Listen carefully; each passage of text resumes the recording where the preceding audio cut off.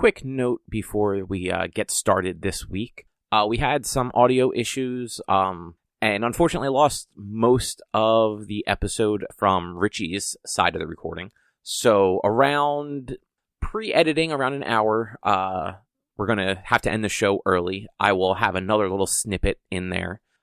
If you'd like to keep listening, I am going to keep the back half of the audio where you'll mostly hear me and a little bit of Drew chat about some more World War Z, some Fellowship of the Ring, and me responding to some of what Richie had to say about Baldur's Gate 3. But, you might be able to skip that too, and we'll try and cover some of this next week on our episode. And yeah, on to the show.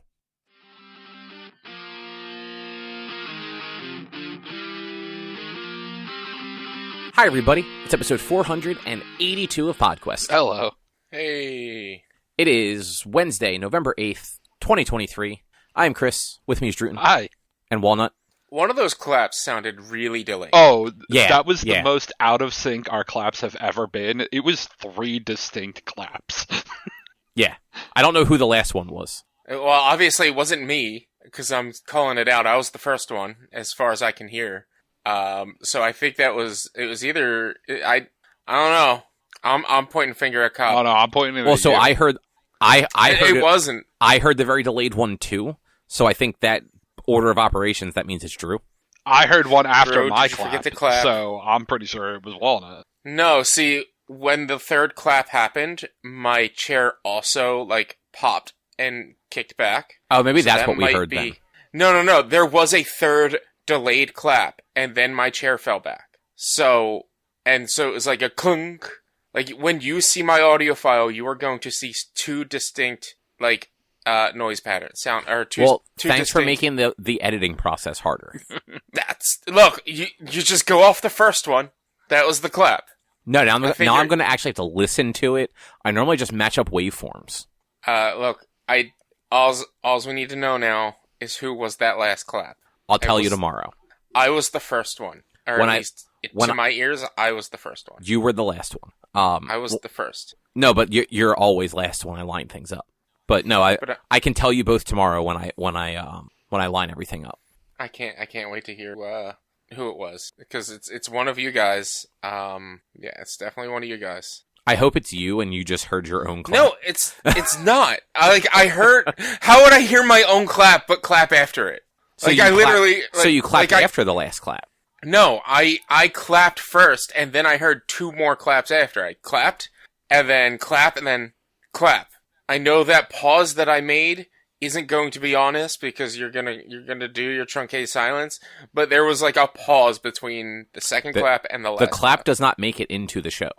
But just right now, when I did a pause and I was talking about the clap, that's what I was talking about with the pause. No, I understand, but you mentioned truncated silence. I cut the clap out of every episode. It's not there. The truncated silence was because of my explanation and the freeze between the second and third clap. I think you're using that word incorrectly. No, Cobb, I said there was a clap, and then a clap. Yeah. And I purposely kept that. But I said, I know you're going to cut out that silence. Okay, I'm sorry. Listen to the podcast you're on, Cobb. I understand what you're saying now. I thought, in my head, you were still talking about the actual clap, not your vocal clap. No, my vocal. Listen to the podcast you're on, Cobb. Come on now. What is this podcast? I listen to more of it than you do. You do. You don't even have your monitor turned on. Huh? Exactly. My monitor is on? Or are you talking about the monitor on Zencaster? Like the audio monitoring, so that you can hear yourself talk and fuck cringe. That shit. No. Fuck that shit. No. You must love editing your videos. Oh, God, no. Here's the thing, 90% of the time, it's literally, depending on what video it is, it's cutting out all of the times I'm not talking, and then just fast forwarding and speed listening to the talking to make sure it's worthwhile keeping or not. And if it's not, it's getting cut, and then going to the next portion of me talking. All right, Drew, so next time Richie has a party, we're just going to get all of his audio tracks from the nearly 10 years of this podcast, and we're just going to take over his speakers and just play them through. Please, no. Just 10 years of you talking. I would rather not. I would just rather not. I get cringy when I listen to Brose, and I'm talking a lot in Brose. If it's just all me, like that's the easy thing about the videos is it's like, all right, it's only an hour and a half of recording that I cut down to 25 to 35 minute segments or parts. But like, if I had to do constant editing, like, oh god, no, no. I'm getting very fidgety now. So let's move on with the show. Anyway, how are you guys doing? Yeah, doing all right. Enjoying the darkness? Yeah. Oh, hello darkness, my old friend. I love winter after daylight savings time. Suddenly it's dark at 4:45. Right. It's great. It's dark when you wake up and it's dark when you get off work. Yeah, it's great. Right? I hate it. I hate it so much. I need to start getting Chase out for afternoon walks. Otherwise, I'm not going to get him for. But yeah, I've never like the dark stuff doesn't bother me. Like I know like it's a real thing where like people like sad and everything, but I don't know. It's dark. It's no big deal. I mean, the sun will come out tomorrow. I have no issue with the dark. I probably do deal with some major seasonal effectiveness disorder, but on top of already everything else that I deal with. So it just makes it even worse. But it's more just like, if I'm not walking him during lunch, I'm not getting out of the house. And I need to start getting back into the habit of walking him during lunch, because obviously, it's same as everyone else, winter is nesting season. When it gets cold, it's nesting season, and you just want to stay inside, and you want to... I have basically had a hot chocolate every other day for the past, because that's what I want when I'm cold, is hot chocolate. And that's what I've been getting. I've been like treating myself every day for a hot chocolate. I'm drinking an iced tea, because why not? Hot drinks. It's cold. Hot drink. No, see, I have central heating in my home, so it never really gets cold in my house. It's 68 degrees in my house, and my heater's not even on, okay? So relax. I'm not even kidding. Then it's not cold. What do you need a hot chocolate for? I have the beatus, okay? My appendages get cold. Okay, that's poor different. Blood flow, okay? Actually, I wonder what is it out right now. It is 44 according to my phone. Yeah, mine is doing its refresh thing. Mine says 41. I mean, I didn't open it up. I'm just looking at it based on the like the shut-off screen. Tomorrow, apparently, the high is going to be 70, though. Mm-hmm. See? Don't need to turn on the heater. I actually had it on for a few days, but then turned it off because I opened the doors because it was like 75, 80 degrees. Yeah, we've been going back and forth with ours. Like, there were a couple days there where, like, especially at night, it was dropping into the 30s.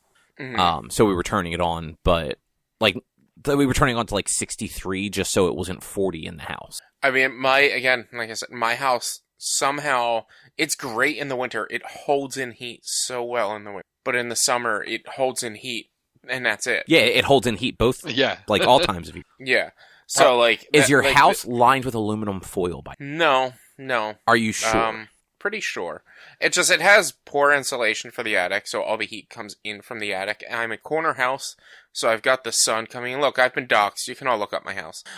You can see the sun just comes right into it from pretty much once the sun rises at like 8:30 in the morning to like 4:30 at night. It's basically beating right down on my house at every corner. Do you actually... So I know like in your living room, you have that one panel of walling that is literally just over a window. There is one right there, yeah. Do you know, do you actually have insulation in your outer walls? I believe I do. I should. Okay. It's old, though. That's the problem. It's an old house. Yeah. So, like, the insulation in my attic, I is swear older to God, than you. Yes. And I swear to God, it's just, like, old newspapers. Like, we've gone up there to check it, and it's, like, it's not well insulated because of old codes and, like, also... wildlife getting into the attic and things like that, tearing it apart. Like, it is old. It needs to be replaced. The last time I tried to replace it with my family, my dad was like, why don't we just get new insulation and just roll it over everything? And I'm like, because that's not going to be as effective as if we actually do what we're supposed to do, Dad. No, I mean, that's what we did. It worked fine. I mean, the problem with doing it that way is if there's ever any work that needs to be done up there, since it's not placed properly, people are going to be moving the insulation around. I don't know. I need to get new insulation though. That would really help. But I also need new windows and new this. I hate my house. You just need a new house. Yeah. Just leave that one. That's the plan. Sign it over to Jensen and just leave. No, that's not become a wanderer, a Veroni, if you will. You know what? I wouldn't mind like just getting like one of those like I don't want to do van life. Van life's too small, but like bus life and like just get one of those giant buses that I can get yourself live a in. nice Winnebago. Maybe, but not really. That's also too small for me. Nah. But I have thought of the idea of doing like a small house type living type thing, just getting a small plot of land and getting maybe a trailer, but maybe something a little bit like more like a what is that? Like the storage container type houses and whatnot, and just, you know what? I'm done with this plot of land. Let's move and just move my entire house. Winnebago, drive across the country every day, just park next to like a Starbucks. That's your internet for the day so you can work. I mean, I could just rely on Starlink, I'm sure. What is Starlink? That's Elon Musk's internet service. Oh, I had no idea he had an internet service. That is his satellite internet that he pretty much at least every 2 weeks, Tesla sends up rockets to release satellites to do. He is littering the entire atmosphere with satellites to get really good satellite internet to like rural areas. Like what he's doing is for good, kind of. It's Elon Musk. Nothing's good what he does. But the way he's going about it and the amount of satellites he's putting up there it's like Wall-E, basically. It's how bad it can get. Also, it's expensive. It's $120 a month. Right. Just for shitty satellite internet? It's space internet. Come on now. Between the fact that I don't follow anything that Musk does, and I also don't give a fuck about space, I had no idea that was a thing. Yeah, I mean, that's been around for a long time now. Yep. I have never really given a fuck what Musk does. Like, especially things that like don't impact me. Like, I don't care about Tesla or SpaceX. I'm vaguely aware of them just because they hit like main news feeds a little bit more. But like the most prominent thing I know about him is he bought fucking Twitter and ruined. Yep. Yeah, he's a garbage person. I will say my favorite thing he's ever said though was there was some talk show he went on where they were talking about terraforming Mars, and his solution was to just bomb the polar caps of the planet with a bunch of nuclear warheads to create a nuclear winter. And then just give it a couple decades to clear up, and by the time it was done, it would probably be a habitable planet. I mean, what? It's not entirely wrong, but it's that's not right either. I don't even know how that would help. Science, guys, science. Anyway, Rich, what's on the agenda? Oh man, there's a lot of chocolate powder in that milk, in that hot chocolate. Our agenda has nothing to do with chocolate powder. What's that? I said our agenda, nothing to do with chocolate powder. Well, I mean, I was drinking as you were saying that, and it just, I was drinking as you were asking me what's on the agenda. No drinking during PodQuest. Please, you saw me on Saturday night. All right, this week, apparently, and I saw this news article, I'm not happy about it, Microsoft and Xbox are working on AI tool sets for game developers. So we're going to talk about that. We've all should have gotten at least halfway through or more than halfway through World War Z, the Max Brook's novel. And Cobb read Lord of the Rings, and or at least the Fellowship of the Ring, and I played a lot of Baldur's Gate 3. I'm like probably about almost 15 hours. That's not that much. It's like a 200-hour game. Oh, don't oversell it. I don't think it's a 200-hour game.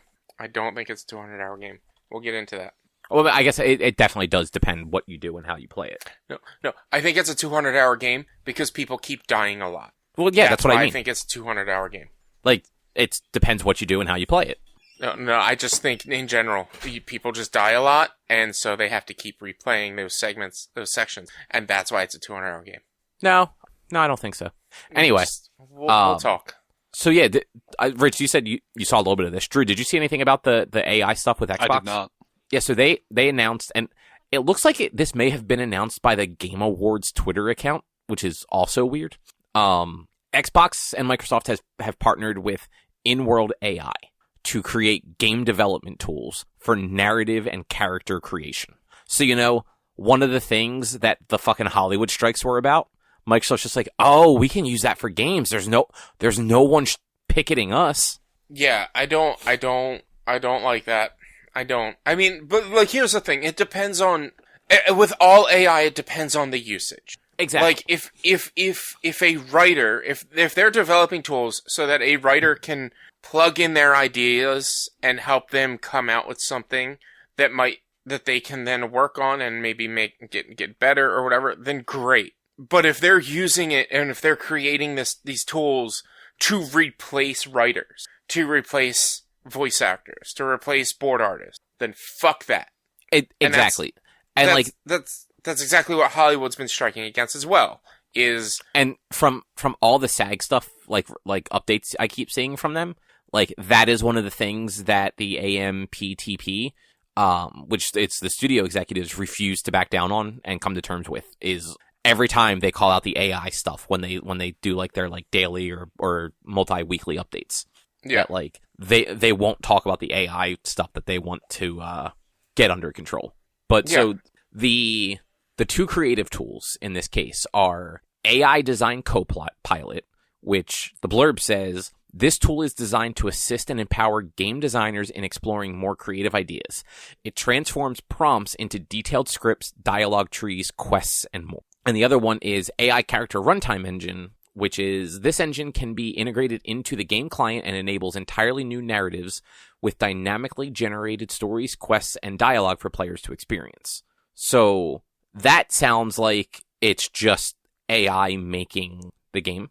Like, not the game itself, but making the narrative side of the game. So the first one sounded like exactly what I don't want, and it's here's plots, give me the game. Whereas, but like also at the same time, it's kind of like it is a tool. Like here's some bullet points, help me figure things out.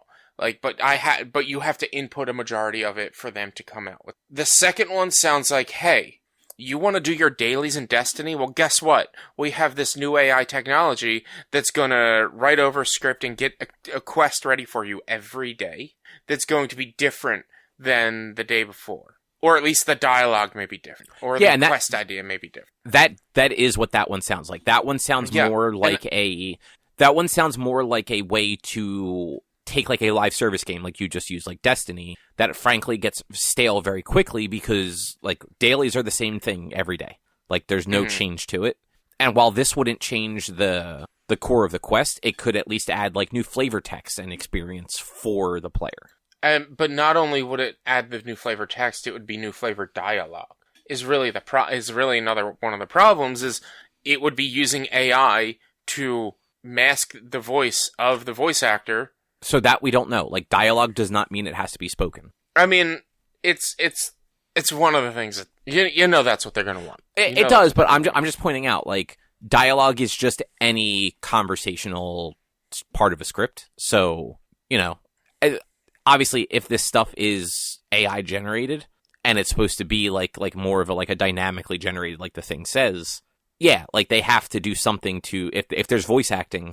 The only way they're going to have that voice acting work is if they do that stuff. But with all of the dialogue that they already have of the voice actors, they're going to be able to do it, no problem. They're going to be able to deep fake it with no issue. Though I do wonder, when it comes to like that, a lot of voice actors are members of SAG. I wonder how much the SAG stuff is going to like factor into that, because as far as I know, game stuff is not being struck against, because that never actually happened, right? As far as I can tell, that never actually officially happened. Strike out video games and motion capture are now on strike. Yeah, as of end of September, they never actually went on strike, but they are still approved to go on strike. And maybe something like this happening could turn them around and be like, oh yeah, no, let's go on strike. But that's just on voice acting. That's not on development itself. And I doubt, I don't know, you guys might be able to talk on this more than I can. I doubt there's a labor union for video game developers, for programmers and stuff like that. So some studios have started to form that. Drew, do you remember which ones did form a union recently? I mean, the last couple of years, a whole lot of studios have gotten... It's more been on like the, not necessarily the development side, but like the testing side. Like, I want to say... Oh, maybe it was QA, I'm thinking. Like, I want to say Blizzard QA recently formed a union. Raven, I want to say that they did. I want to say it was a bunch of stuff under the Activision umbrella, honestly. And after you said those two, I'm just like, oh, it was a bunch of Activision stuff for sure. But like, there is not, to my knowledge, an industry-wide union. Yeah, and that stuff's super weird because there's so many different moving parts to game development, and depending on the size of the studio, the number of people on that team are drastically different. Mm-hmm. Union efforts. This is from a Polygon article on October 6th. There were union efforts at Activision and Blizzard. However, there was... I can't find it now. There was a studio that was the first. Working Man Interactives Union is the first game industry union under the IATSE. For representation, but that was just based on the blurb line on Google. Yeah, it's definitely a thing that they probably do need. At this point, you know what? Unions are good, guys. Unions are good. Maybe more industries, even like bankers, should have unions. Like, unions are good, and they're gonna make sure you get the proper pay. They're gonna make sure you get proper wage increases, time off, all of that jazz. Like, I'm pro-union. I'm obviously pro-union. And like, especially a creative field like game development and game design really should have protections on, like, a union to put protections on their on their workforce, because then, you know, maybe Bungie wouldn't have been able to lay off 100 employees last week. Because Destiny 2 is failing. Because of the 100 employees, many of them told Bungie, hey, we're running this in the wrong direction. And then Bungie was like, oh, well, we're just gonna lay you all off. So maybe if they had a union, they would have more protection. They would have been able to get the union rep to talk to the higher ups and been like, hey, here's what's going on. If you want this fixed, you gotta give us more time and blah, blah, blah. But no. The higher ups just want the money. They don't care about anything else. Workers need protections, especially in gaming. Yeah, 100%, 100%. But yeah, the other tool here does sound like we don't need game develop. Like, we need the people to do the coding. We don't need the narrative creative side of it. Yeah.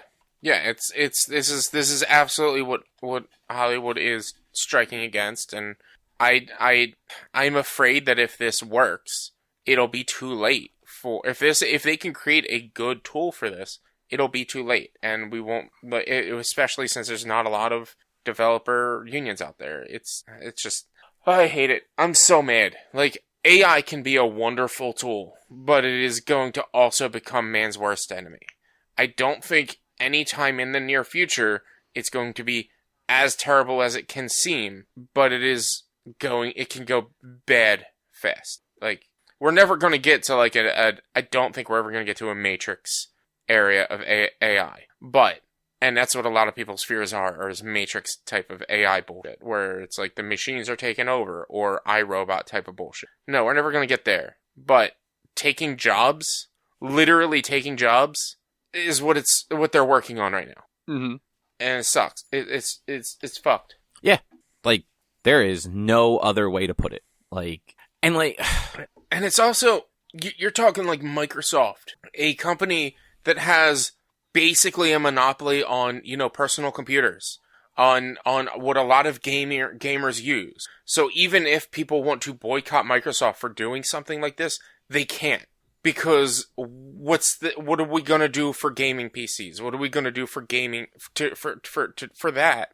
Besides get a console, which consoles are fine. I'm not trying to shit on consoles, but like, we can't do PC gaming anymore if we're trying to boycott somebody like Microsoft. You can go to Apple, but Apple products don't really do gaming very well. Everything works off of Microsoft, so you can't boycott them. You kind of just got to deal with what they're doing. And that's fucked as well. Just everyone play on Steam Deck. I mean, yes, just no games published by Microsoft on Steam. Yeah. Like that, yeah. No more Halos, no more Gears of War, no more Activision, no more Bethesda. They own a bunch of other studios I'm drawing a blank on. They own like every studio. No more car games that are fun. Yeah. Look, I don't dislike Xbox. Like I like my Xbox quite a bit. But man, they own so many studios and just have no fucking output. They really It don't. is fucking embarrassing. Like, no wonder they're trying to fucking build AI tools to make games for them. They can't fucking make games on their own, and they own 30% of the fucking market. They thought buying all these studios is going to make them all the money, but then they give away these games for free, and they don't make all the money. I don't even think it has to do with like them not making the money, because I'm pretty sure actually the Xbox brand isn't totally unprofitable. But like, they buy all these studios, and most of these studios that they've bought pre-COVID have still yet to release their games. Yeah. Like that we got one game from Bethesda since they purchased Bethesda. That was only a year and a half ago, 2 years ago? Oh, was it 2020 or 2021? I don't remember. I don't know. But like, yeah, Bethesda, one of their biggest studios, released one major game. That was Starfield. Yeah, but I mean, that's like Bethesda. That's not new. But I'm saying just in general, like, look at the rest of their other games. Like, what else can you think of studios that they own that have released things? Like, I know right now I'm waiting for what was that Viking game? Assassin's Creed Valhalla? Yeah, that's what I was thinking. In my head, I feel like I know what game you're talking about, and I cannot think of it. Senua's Sacrifice, Hellblade. Oh, are those Viking? Oh yeah, I guess they are kind of Viking-y, aren't they? They are. They're Viking. Where's the sequel? We saw the sequel 3-4 years ago. Didn't it come out? Nope. It didn't. What game just? Oh, I'm getting that confused with what was that game, Rich, that you played with the rats? Oh, A Plague Tale. Plague Tale. Okay, I was getting Hellblade and Plague Tale confused. Mm-hmm. It's okay. I also thought Hellblade had come out. It looks like it's scheduled for 2024. That only narrows it down a little bit to the 365 days in that year. Yeah, 366. It's a leap year. Oh yeah, because it's a leap year. Oh, is next year a leap year? Yeah, every 4 years. I don't remember 2020 being a leap year, but 2020 was a 2020. God, we already know you don't do math well. I mean, that is true. It ends in a 4. Most likely, it's going to be a leap. Okay, that's, you know what, I had honestly never really thought about that. It's No, that wouldn't always work though. no, it's every other 4 is a leap year. 4, 8, 12, 16, 20, 24, 28, 32, 36. So 40. I mean, literally like divisible by 4. Well, yeah, if it's divisible by 4, it's a leap year. That's obvious as well. But I mean, that is an easier way to put it. If it's divisible by 4, it's a leap year. But I also to be honest, like I don't remember the last time I actually acknowledged a leap year. Is kind of the problem. I mean, you acknowledge it in 2020. I don't know that I did. There was an extra day that year. You had to have acknowledged it. Otherwise, you're a day ahead of us. It is March 42nd. Exactly. Yeah, but no, like I don't remember the last time that I'm like, oh, it's February 29th. It's a leap year. Like, you know what I mean? See, that's the thing. You also don't work with dates. Me and Drew do, so we recognize that. That's fair. Recognize that more often. But I very rarely have to put the date down. I doubt many people ever really acknowledge that it's a leap year, unless you're a leap year baby. Like, I think the people born on leap day are the only people that acknowledge leap year. That is probably also true. I don't know how we got on the leap year topic. I don't know. Microsoft and the AI, it's bullshit. That's all I gotta say about it. Yeah. It is the fucking worst. It is. It absolutely is. Anyway, but moving on. Yeah, that. So we did a book club. Yeah, we are reading a book for book club. We've been reading World War Z by Max Brooks. It should be page 187-ish, around the world and above, if you are keeping up with us. What do you guys think about it? What do you think about it, Richie? It is, of the 3 books, it is not my favorite, but it's not my least favorite. Obviously. It is that middle ground. It is definitely a book that I don't think, if it weren't for the general subject matter of the book, the style of book is not the style of book I would normally read, for sure. But what's keeping me into it is I do enjoy the general subject matter, and the way he represents everything really pulls me in. Because the way he does this book is, it's an oral history of zombie war. He wrote this book as if this were beyond, after dealing with the zombie outbreak, and he were interviewing people and their accounts from pre to post zombie outbreak. Where we are is just as the turn of the humans winning and taking back the planet, basically. We just finished reading, like, the American war front, essentially. That's what the actual last chapter that we read was called. Personally, like, it's just people talking and telling you their experiences with the occasional questions. And like I said, normally I wouldn't be into this kind of thing, but the way it's being presented, my mind's eye is making me just be like, all right, I'm watching a documentary. As I'm reading this, just, this is a documentary of people talking to me. This is a docuseries of people talking to me. And it's a war story. It is not, to me, it is not a zombie book. It is a war story. I can see why you would say that. Yeah. But I'm definitely see like, why you say that. Like, I am enjoying it. I am enjoying it, but it is, like I said, like, the way it's being presented is not really my style of what I would normally read. I don't really care to read. Like it gives me a little bit, like, it's not as, and I use this word lightly, it's not as egregious as Finished Business, where it's like, it's just him telling his story. This is everyone's story. This is more of an anthology. And that's what's keeping me more connected to it, is like, it's different people's accounts of different events through, and it gives a good timeline. And honestly, this is probably kind of what would happen if a zombie outbreak happened. Not necessarily everything that is going on. Like, who knows if at this point especially, who knows if Israel would actually create a wall and pull in Palestinians and whatnot.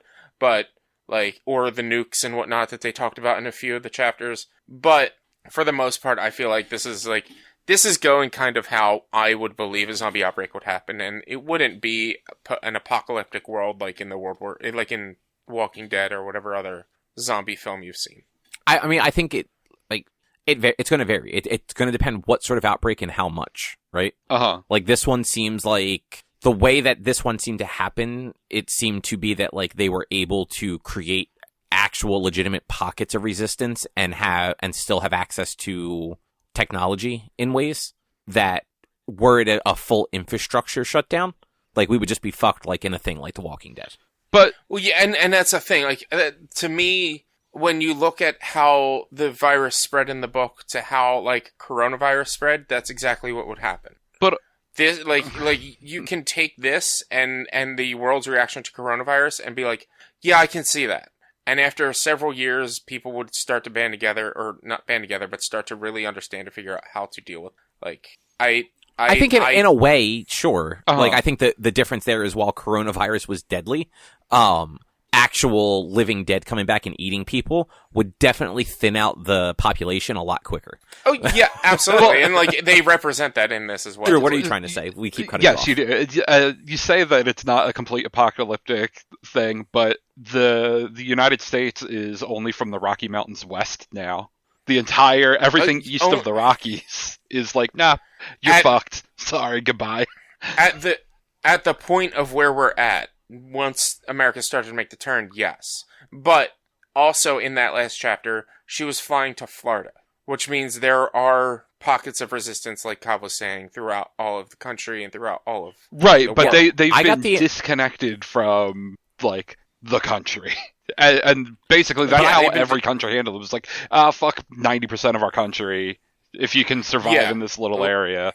But we've, so much of the world is wiped out from, like, habitability.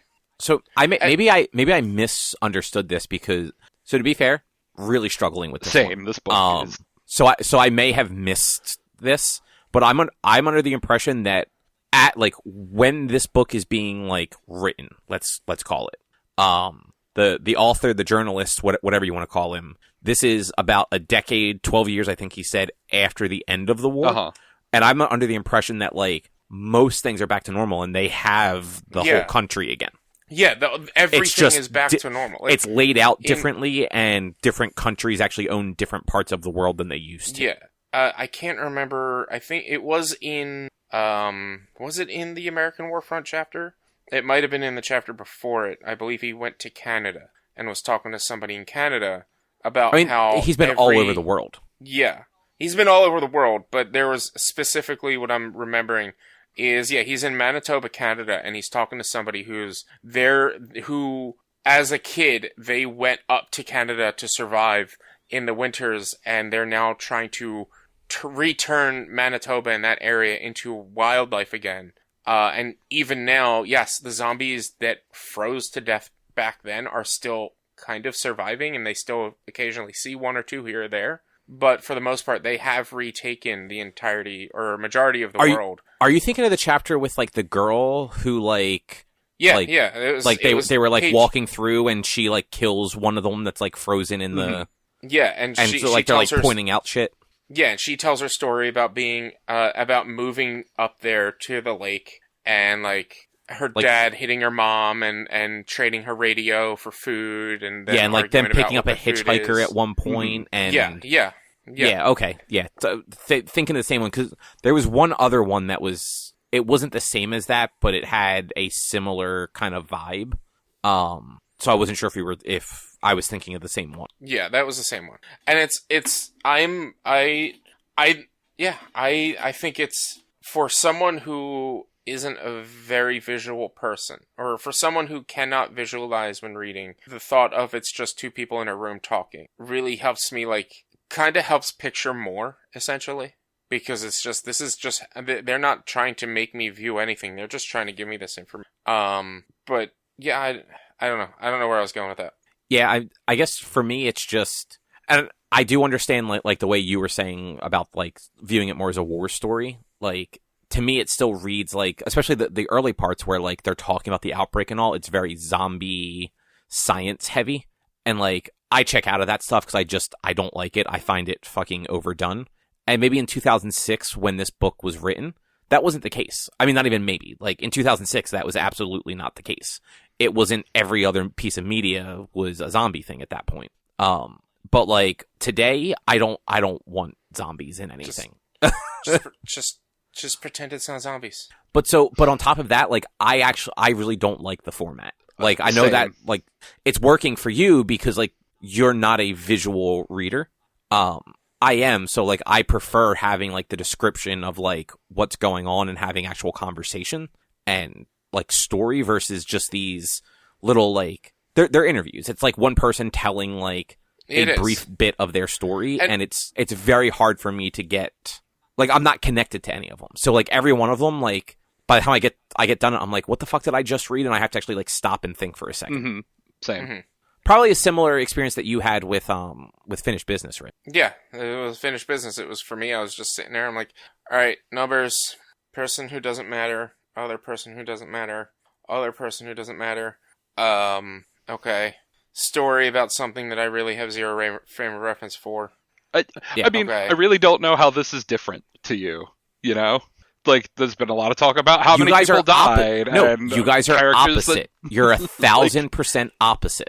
But that's the thing. It's not there. It's not like Finished Business. Every chapter was, here's these list of 10 people, but we're only talking about one, but I'm going to give you all their stats and all their other this.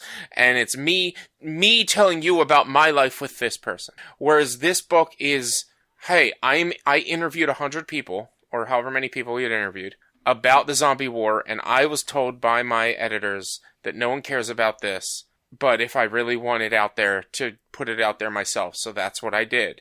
And here's these people's events and recollection of this event, this war that happened. And when it comes to, yes, this fake war that has not actually happened, that probably never will happen, but the idea of, okay, this story that's being told through these interviews, this story of how the outbreak started, how it spread, how places reacted to it initially, how places reacted to it in the middle, how we started to turn around, how the American war front happened, because obviously the writer, or the writer at least, the author is American, so he spent a lot of time on there.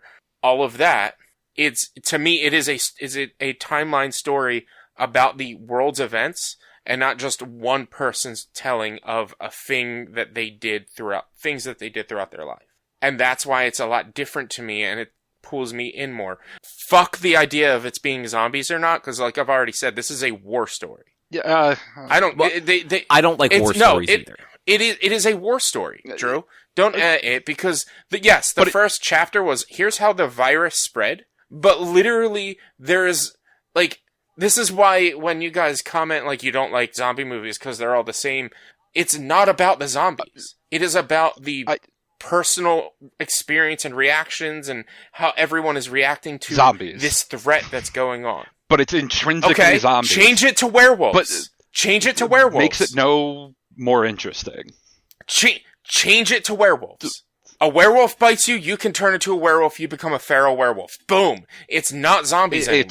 Change it to something that you like. There's no thing that's any different that would make me like it.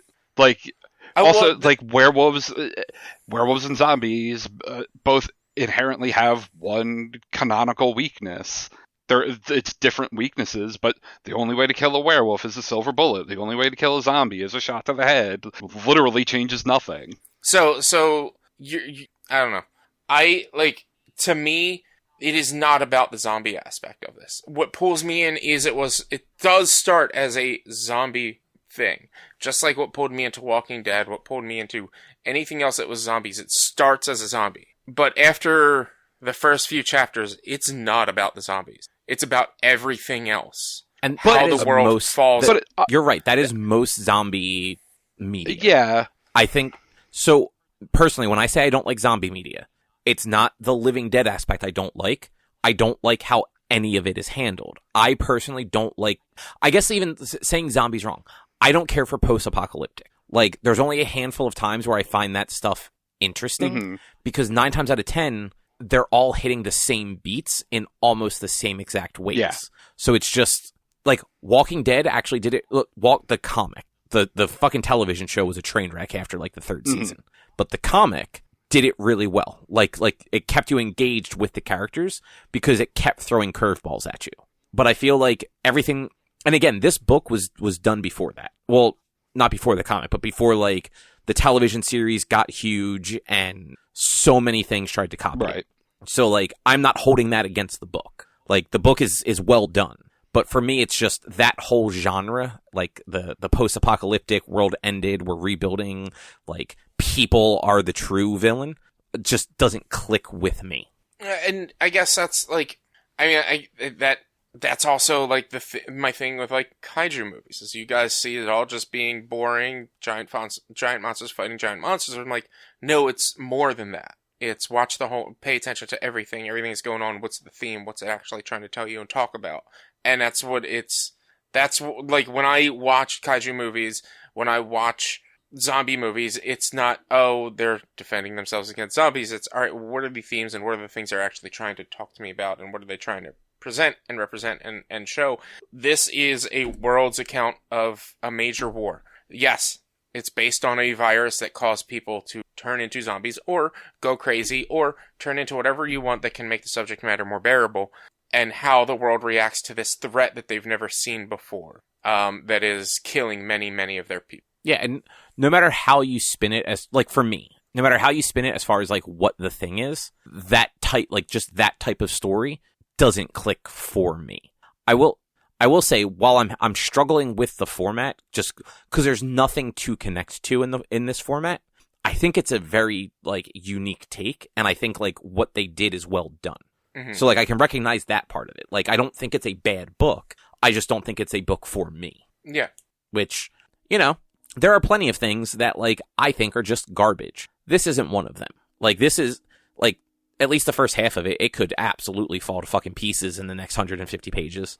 Like, it's told through an interesting narrative, and you're not getting the same, like, it's no two perspectives twice. Like, so every bit of the timeline you're getting from a different person. So, like, from the beginning to, I guess, it is still yeah. So, like, from, like, the beginning to, like, the middle of the war, like, you haven't heard from the same person twice, and there's only been, unless I missed it, and Rich, maybe you like picked up on it more, there's only been, like, a handful of, like, references even to, like, specific people between chapters. Like, I know there was that, I forget the guy's name, the one who, in his chapter, it turned out that the guy was actually interviewing him, but he had like some sort of mental break. Mm-hmm. I think it was a few chapters later, if I remember correctly, there was literally, like, somebody, like, name dropped him as, like, yeah, that guy did some terrible shit. Yeah, so it was, let's see, that was in the Turning Point, chapter. And what was his name? I can't remember his name. Canada. No, it was South Africa. Ukraine. But whatever his name was, Paul Rediker was his name. Yes. Yeah, there you go. Yeah, I found it. I have the book with me, and I knew it was prior to, I knew it was just after, or I knew it was that chapter, the Turning Point chapter, which is why I was easily able to get to it. So Paul Rediker, for anyone who hasn't fully caught up, or who just isn't reading, wants to hear what we're talking about, Paul Rediker is the one who basically develops the plan on how to stop the outbreak. And his plan is basically find a spot that's easily defensible, get all of the people worth saving there. Unfortunately, that means heads of state, people like that, people that can fight, people that can be hands-on with like mechanics and building and things like that. People that are worth saving. Bankers and shit like that. Game developers, not worth saving. You get all those people to a spot that's easily defendable, but probably small. And that is now the country that you are defending. You can still have groups of small people that you continue to supply to try to have them fight off at their own home fronts, but they're probably going to die. All you have to do is defend this group of people from the zombies coming at this easily defensible place, and eventually we'll kill all the zombies. That's basically his plan. Am I misremembering? He wasn't also the guy that like spent the money for like the programmers to come up with like the homing missiles, right? No. That was somebody else. That was in the home front.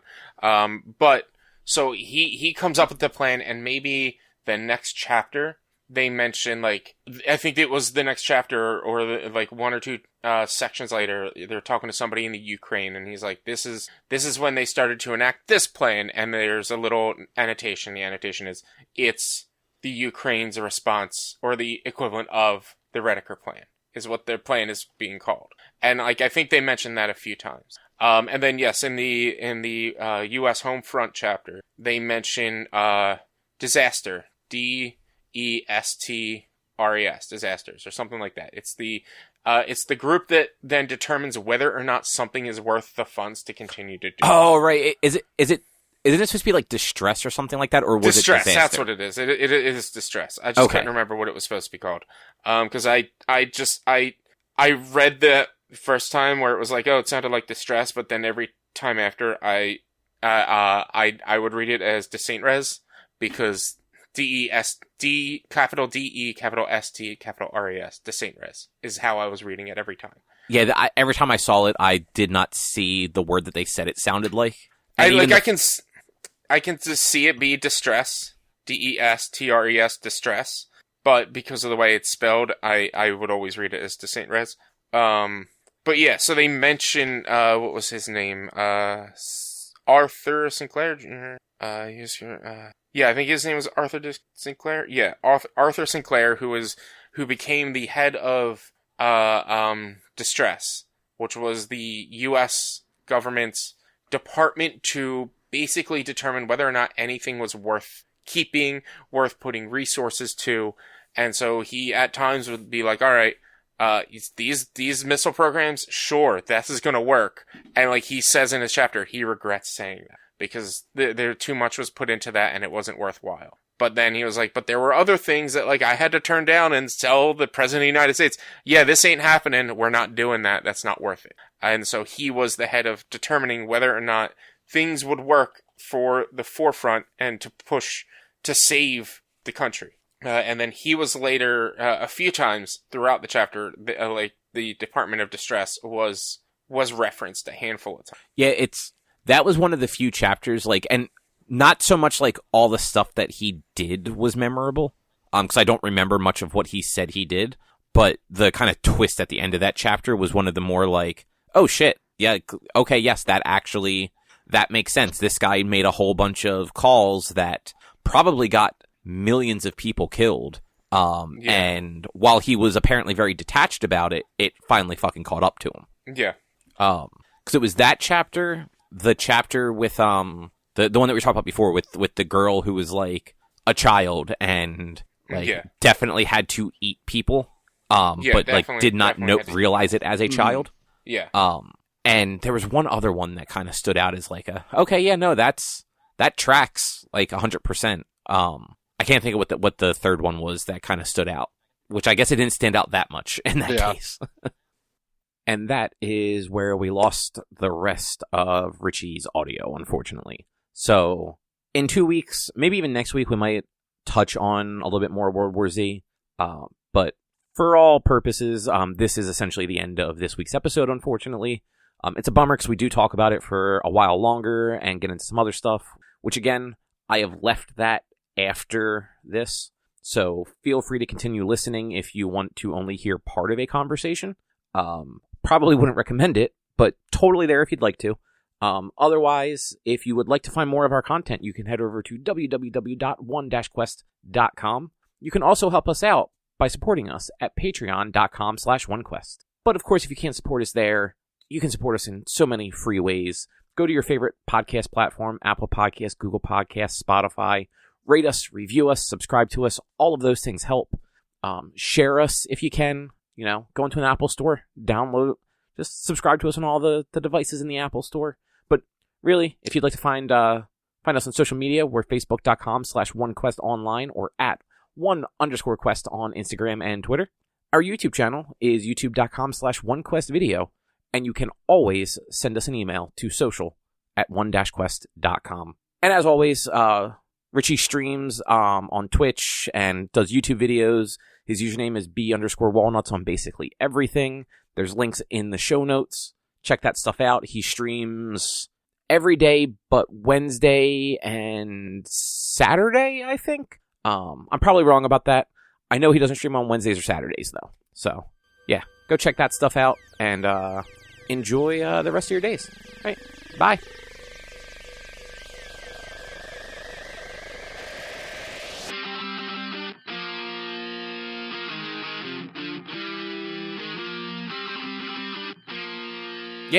Yeah, exactly.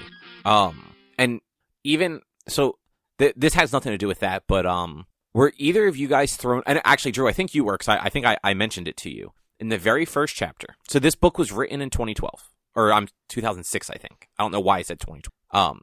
Rich, since you have it in front of you, it was published in 2006. I can just Google it. I just realized that's probably just quicker. The very first page, literally the first page. 2006 novel. Yeah. So this was published in 2006. So, assuming that, like, the outbreak happened in 2006, let's say, we're 24 years later, give or take? Because I think they said it was about 12 years of everything, and then it's been 12 years since the end of it. Somehow he predicted, like, video calls, it sounded like? Yeah, I'm super confused on the actual timeline of things. So, in that Right. They don't, you're right. They do allude to other things before it, which kind of like puts into perspective like when it could be happening. Like they talk about people that were like born in the 70s or that like did stuff in like the 80s. It's like, cool, this can't be too far in the future because they'd be too old to have survived the situation. Right, like they talked about the Gulf War. Yeah, and like they talk about both Gulf Wars, and you know that like the one time they're talking about the first one from the early 90s. Because at one point they say Gulf War II. So that was the 2003 era one. But in that first chapter, the doctor that goes to like the random village, who like, first off, he had cell reception in like a remote village in China. Good on him. But second, he did a fucking FaceTime call before the iPhone came out. Cause he basically says like, he calls a guy on his phone and they're on video and he like shows, he straight up says that the video went blank as like the guy disappeared from camera. Right. I'm like, huh, okay, what? The iPhone didn't come out for another year. FaceTime wasn't for several years. Yeah, but no, I agree with you. Like science fiction technology definitely does like crazy stuff like that. I just think it's wild that this book was supposed to be happening. At least like we can assume based on dates that are given that the outbreak happens close to when the book was published. Like it's in that general area, which means it was probably written in like 2005, if not earlier. Though this is Mel Brooks' son, so he probably didn't have a huge issue getting it published. And like he literally wrote fucking FaceTiming into his book before that was a thing that existed. And I just think it is both funny and kind of cool.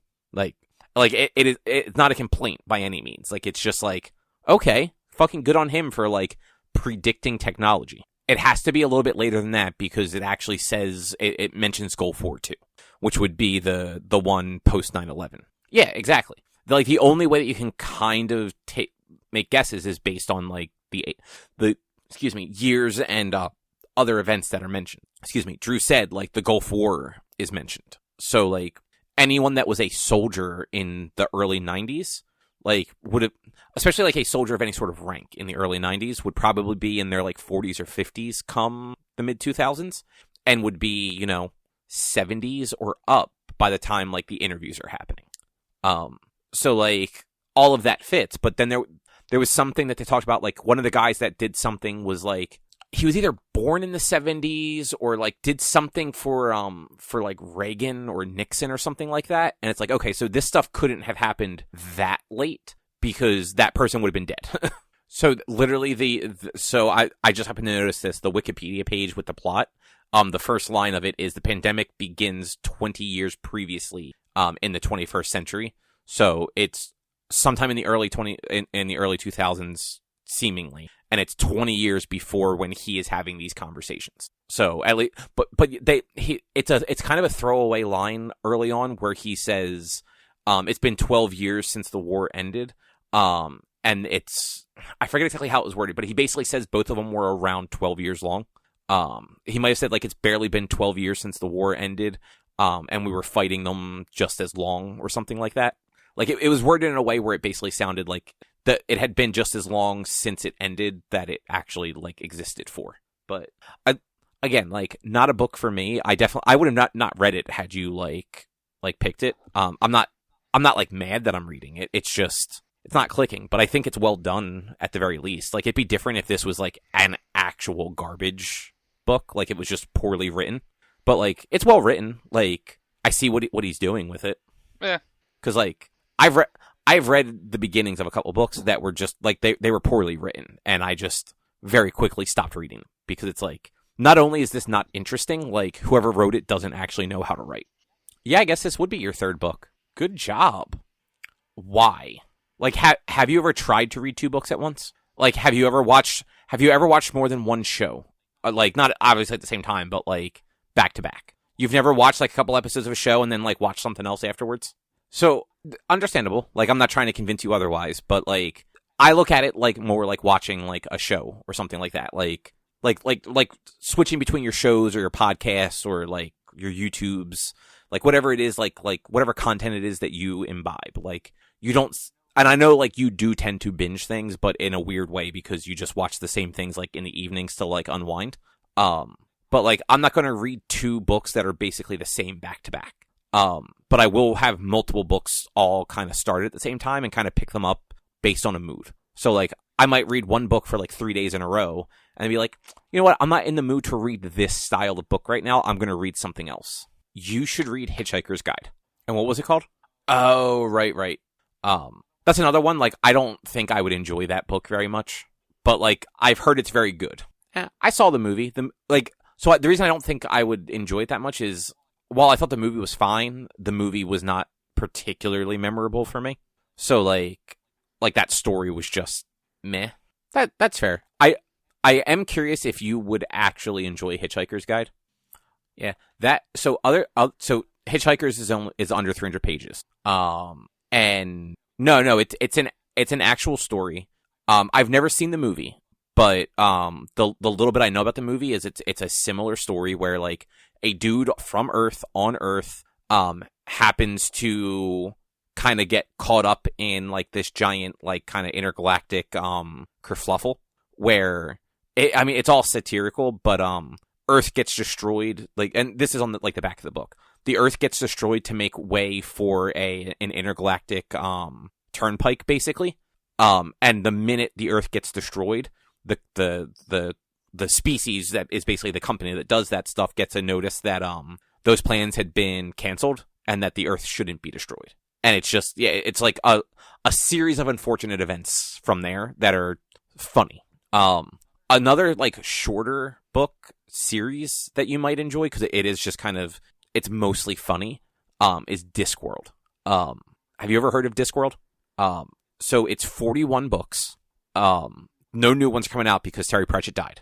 But it's 41 books, and, like, they're all sub-series. So, like, there's, like, these little pockets of, like, well, these books are all about, like, this cast of characters, and these ones are about these cast of characters, but he didn't write them all at the same time. So, like, if you read it in, like, release order, it will go from, like, one cast of characters to another and eventually circle back. But you can just read the sub-series of it. It's all satirical fantasy in this case, though, where it takes place on Discworld, which is a flat world that is in space on the back of 4 giant elephants being flown through the cosmos on a giant turtle. But if you do it, the first book you should read is called Mort, M-O-R-T. It's from the Death sub-series. It was like the 4th or 5th published book, but it's the first one in the Death sub-series. It has got my favorite, like, book joke that would only work in a book in it, where a character curses, but instead of cursing, it's dashes. And the, like, outside of the quotes, the narration is, and he flawlessly pronounced a row of dashes. Yeah, it's very good. The whole book is, like, silly jokes like that, and Death is maybe the best character in fiction. Did they make more of those? Oh, I didn't realize that. Jesus. That's too many. Oh yeah, they're probably, like, out of print by this point. That sucks. But, like, to bring it back around, anything else you guys want to say about that first half of World War Z? Yep. But 150 pages to go.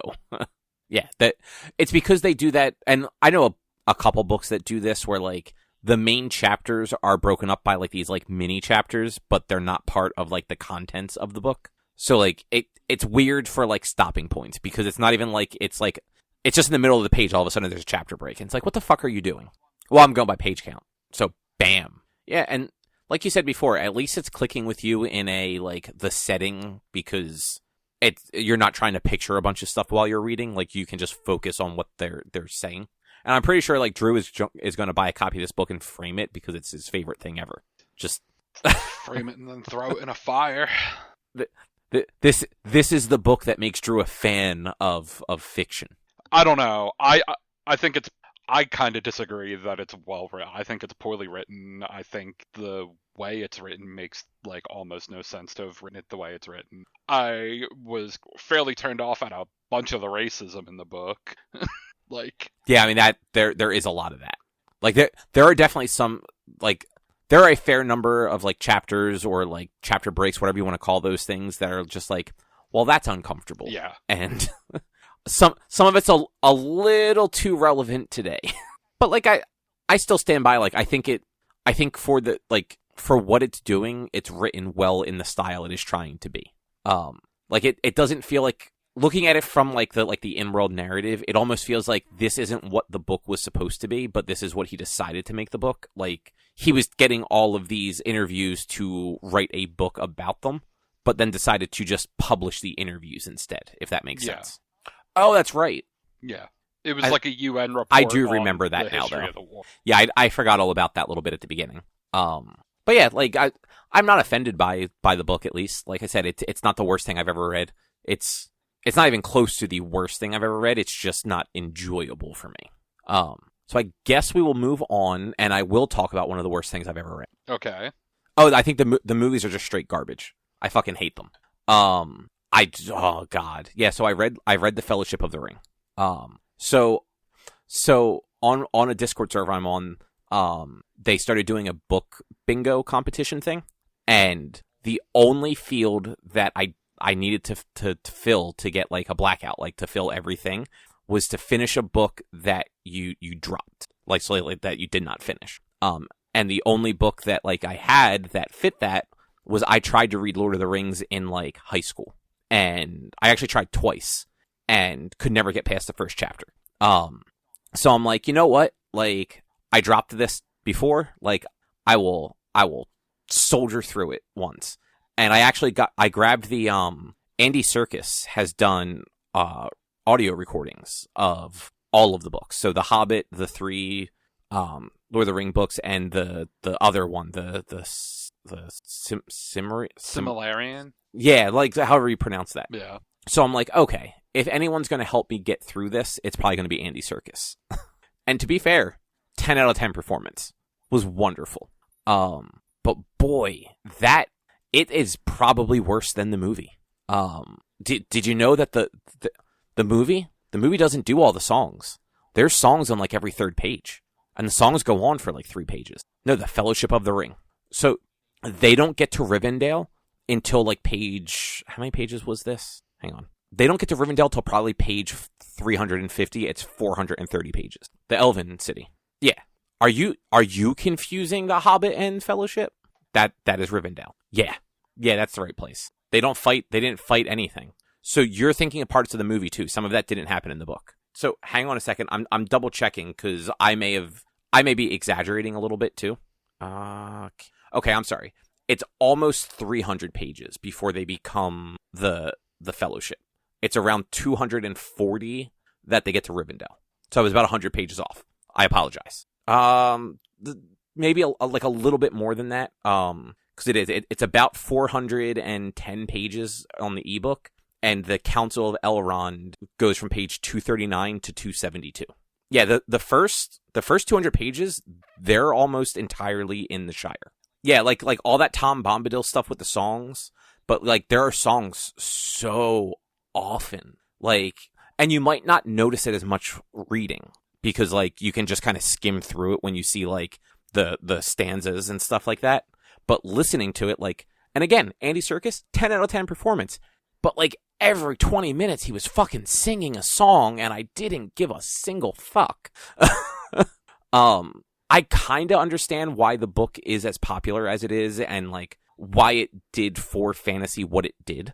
But like unless you are a fan of it or you're just a fan of classical literature, it is not fucking entertaining at all. I can totally get people like maybe reading it when they're kids or like having like a parent read it to them when they're a kid and sort of having that affection for it. But like, God, it was so hard to get through. I remember this in Collingswood. Yeah, no, like, so the couple times I tried to read this in high school, I never got out of the first chapter. I think the furthest I ever got was Bilbo disappearing, like with the ring trick. Like it's. And, like, I knew going into this that I wasn't going to enjoy it. But it was one of those, you know what, like, it is such a famous and well-regarded thing. Part of me just wanted to do it just to be like, okay, I've read it. I still don't like it. Like, it's not just the movies. And yeah, and I'm sure a little bit of it was colored by, like, my extreme distaste for the movies. Like Drew doesn't like fiction. I don't know that even he dislikes those movies more than I do. I actually kind of remember liking them, but it's also been like 20 years. Well, fuck you, man. Yeah, no, I don't know. Like I tried with those movies because people loved them so much. I saw all 3 of them, like the theatrical cuts, and then I saw the extended editions, and I just what the fuck? Never again. But yeah. I have no intention of ever doing the other 2 books because this one was such a bad time. But I have read Fellowship of the Ring. It is not entertaining. You were just telling me that you want to read like fucking comic books for novels. So like you're looking at the pictures and we both know it. Don't gatekeep. I'm not gatekeeping. I'm just telling you you're doing it wrong. Yeah. I've also read 78 novels this year. I'm also reading this one because there's only an abridged version of it on audio. I know. That's why I'm arguing with you about it. But, sir, I read a 500-page book without audio in a day. Fuck you. I know, I did it in, like, the afternoon. It was a really good book. I liked the way you said it the first time, because you said if every chapter was a few words. I'm like, it was still 500 pages, though. Which, I mean, that is very good. I knew I wasn't, like, I knew going in that this book was not going to be, like, a me book. So I figured out the math, and from last week, I had to do 26 pages a day to, like, be ready for tonight. So I did a little bit more than that each day because I would always go to like the next like next person's story.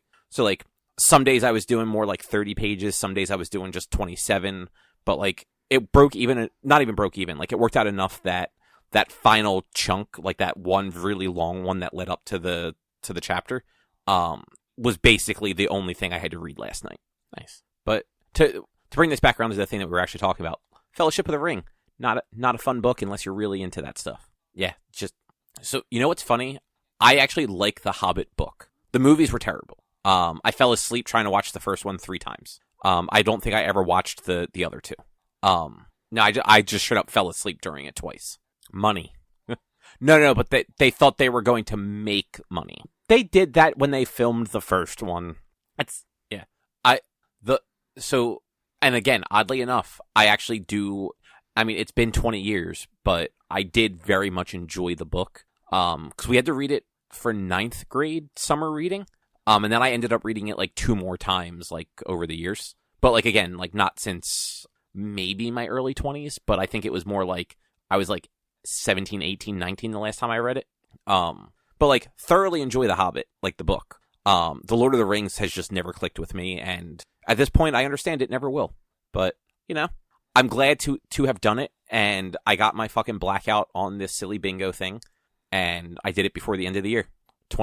We had to read 25 books between September and the end of the year. Yeah. So, but yeah, no, I read most of them. I think Lord of the Rings was the only one I exclusively listened. Oh, and Something Wicked This Way Comes, but that's only because it's the only thing I could get from the library at the time. That was good. That was a good one. It's a Ray Bradbury book. You've never heard of Ray Bradbury, really? Ray Bradbury. He wrote Fahrenheit 450. And lots of other things. Fahrenheit 451 is one of my favorite books. Yeah, like Ray Bradbury was a prolific writer. He wrote kind of like lots of different genres and styles, and did like some television and film stuff as well. Basically, Something Wicked This Way Comes is like it is the prototype for like every Halloween like movie that like you can think of, like legitimate Halloween movie, not like just horror movie. Like the beginning of that movie feels very much like a Hocus Pocus or like something in that vein. Like in a very just like, did just everybody decide that this was just how these stories should go? Because like that's how this story is going. But like very good. And the audiobook was actually also very good for that one. But Rich, how are you liking playing the sex percent on Baldur's Gate? It's a speedrun category, sex percent. No, it really is. Well, that's good because apparently a current patch broke the sex percent. Is it? Why are you gatekeeping so much this episode? Are you not enjoying it? All right. So I didn't know that was a thing. And I take it that's not like a default thing that's on. Which enemy? I'm just trying to remember. Oh, that like the fucking Cthulhu face dude is like trying to hold off for you so you can do the thing. Yeah, no, you're not. Oh, so just to be fair with you, I did not know the karmic dice thing, so it was almost certainly on for me. I also couldn't hit that guy, and the few times I did 0 damage to him. So beating him alone without like a second player is probably just incredibly hard, even with the dice in your favor. No, I realize that, but having a second person that's actively playing and not the computers. Or wait, do you actually control everybody in your party? Okay, it is. I have not played that game in 4 months. I don't remember. But I do remember, I remember dying against that thing once, but I also fucked up and I somehow managed to go into that room with just me. Like I hadn't figured out how to get the girl out of the tube yet. And I had left the orc girl behind. She looks like an orc. So to be fair, I when I did finally recruit her, I immediately sent her to camp because I don't like her. I never got that far. I don't think I ever had that happen. Oh, sure you can. Also very different, like, style-wise. Like, I feel like when you're playing, like, a From Software game, like, you can get good at that. You can't necessarily get good at random. Right. Yeah. I understand that. You have definitely, at this point, played significantly more than I have. Though, like, you might not be significantly further since you were having trouble. What I played, I only died 2 or 3 times. Like, other than, like, when you're on the ship in, like, the intro where, like, I just made a couple mistakes because I didn't know what I was doing. I died, so once you're free of the ship and it's you and the cleric girl that you free from the tube, Shadow something, you come to like some ruins that look like it used to be a church, and if you do a certain thing, all the dead bodies on the ground come back to life. Did you do that? Yeah, like I got absolutely wrecked during that twice. So I'm just like, okay, this is obviously something that like I am not grasping correctly. So I'm just not going to hit this button that brings everybody back to life. And I just kind of went on my way. And then I actually want to say it's that same building, but like outside on the roof, there are like a couple of people that end up attacking you if you like come up to them. And like you have a chance to try and like talk them down. I just did a bad job of talking them down and wasn't prepared for a fight. And ended up getting killed there, but then I was able to come back and redo the fight and actually succeed the second time. And other than that, I think the only other time I died was my own fault doing something that I probably shouldn't have. So you got to like that first main enclave that was like the Druid enclave place where like there's all the refugees that they want to kick out and shit. So I left there to go find like the Arch Druid or whatever that got like left with the enemy. And I stumbled across like a goblin place who they accepted me as their friend and decided not to attack me. And then I found a well, and the well said I could go into it. So I went into the well and got attacked by a bunch of giant spiders and fucking destroyed. Yeah, so, did you free the little goblin creature thing from the cage? So I'm whatever the dark person thing was. I forget what the race was. The like not fuck. They usually have like gray skin and stuff like that. Them. So I'm a drow, and I did free the goblin, and then you have to like escort the goblin out of the camp. And I got lucky enough that you get stopped by people every time they see you because you're letting a prisoner escape. I was able to talk my way out of every one of those and not have to fight people. But once you get out of there, that goblin like scurries away. And if you kind of like go back the way you came and then like go right, you'll come to like a little village. I think that's also where I found the dude that was trapped in the portal. That might have been, yeah, it was on that road where the portal guy was. And yeah, there's like this town that was obviously ransacked and the goblins overrun it. Okay. If you go directly straight from like the gate, there should be a well, and if you just go click on the well, like you can go down into it. And once you get like into the well a little ways, there's like 5 giant spiders that teleport. That was the problem. None of my characters that I had with me had any sort of like useful ranged anything. And the spiders teleport and have ranged attacks. So I could never attack. I couldn't get near them to attack them. Cause they can teleport to different levels too, where like they'll teleport from the ground up onto like a random like ledge that you have to go across like spider webs to get to. And spider webs are like difficult terrain, so your movement speed is cut in half. Mm-hmm. Like that section sucked. That was the last thing I did. Like I haven't actually played since then, but I got fucking wrecked during that.